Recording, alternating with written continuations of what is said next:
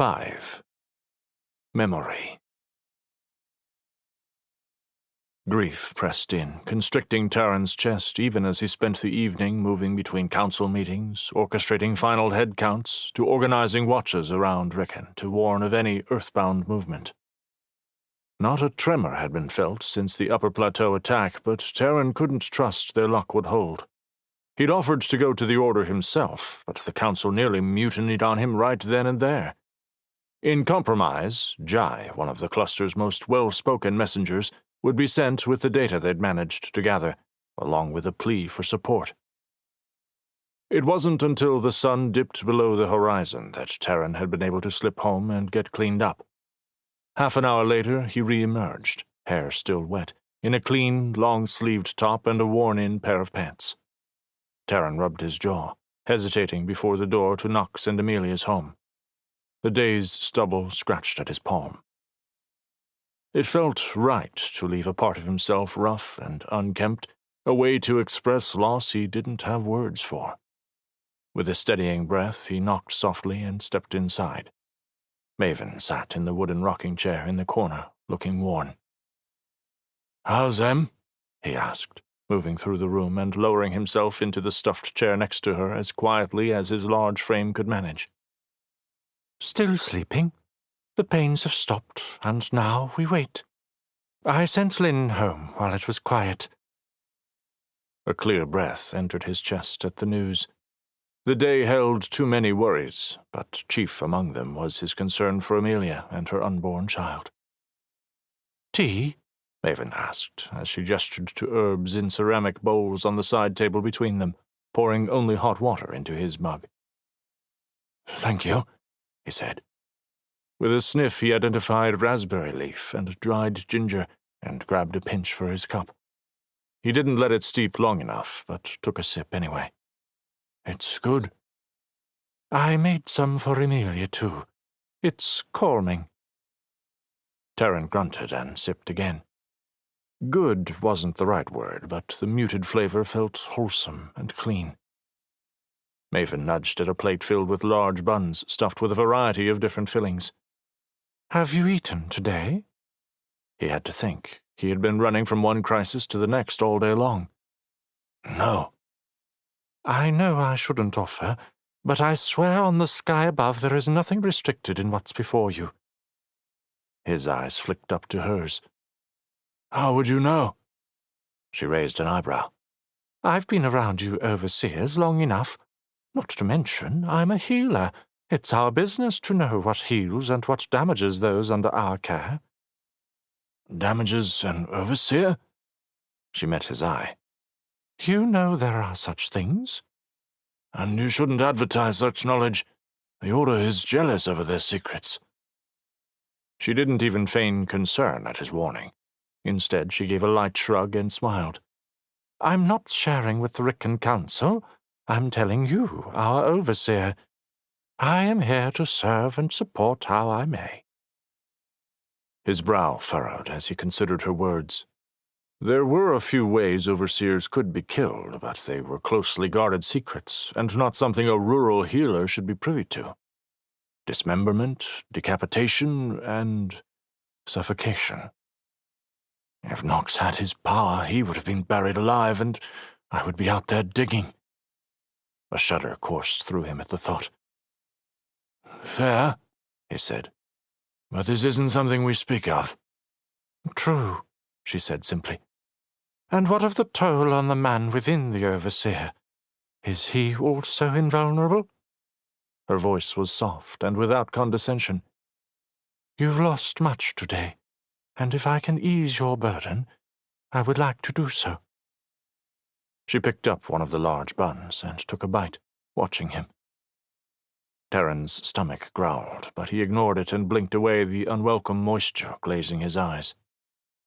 "I'm not hungry, thank you." There was no choice in the action.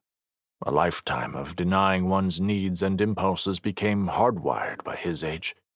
Each assurance demanded attention to details those outside could never fully grasp.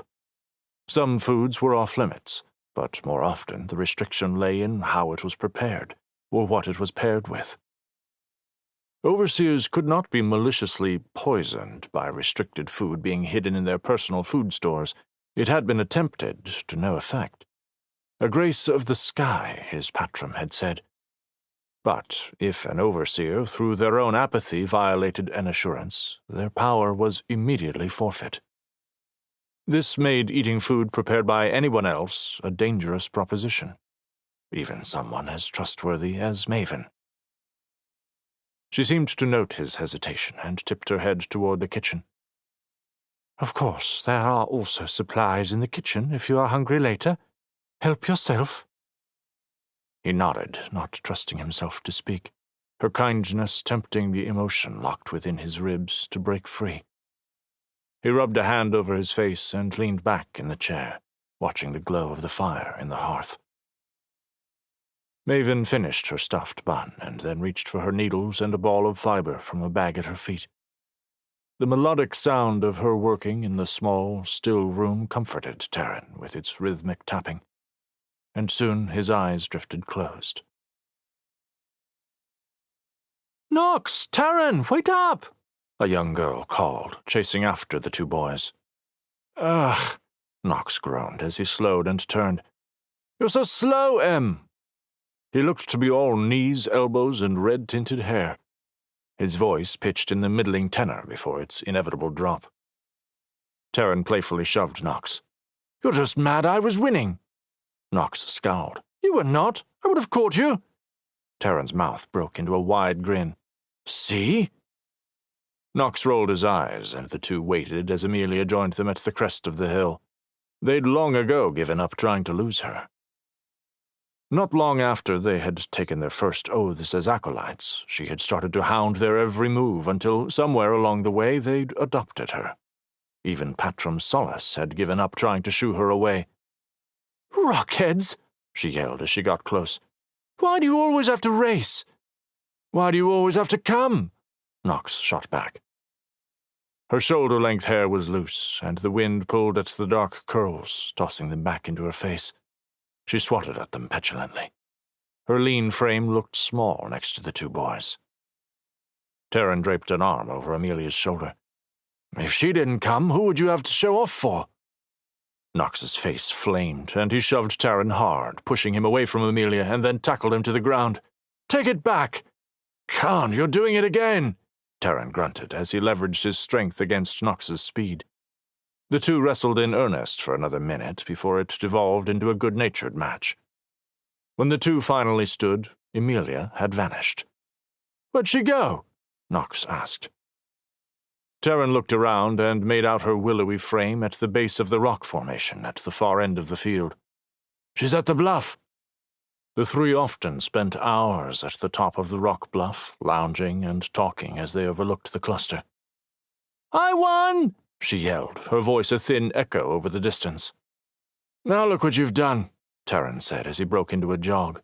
"We'll never hear the end of it." Nox's laughter was cut short as Amelia began to pull herself up the rock face. "What is she doing? She's going to get herself hurt." One of them had always carried her on their back while climbing. The cliff was too sheer and the drop too far for her to attempt on her own without vows to protect her or an extra measure of strength to ensure her grip did not slip. Wait!"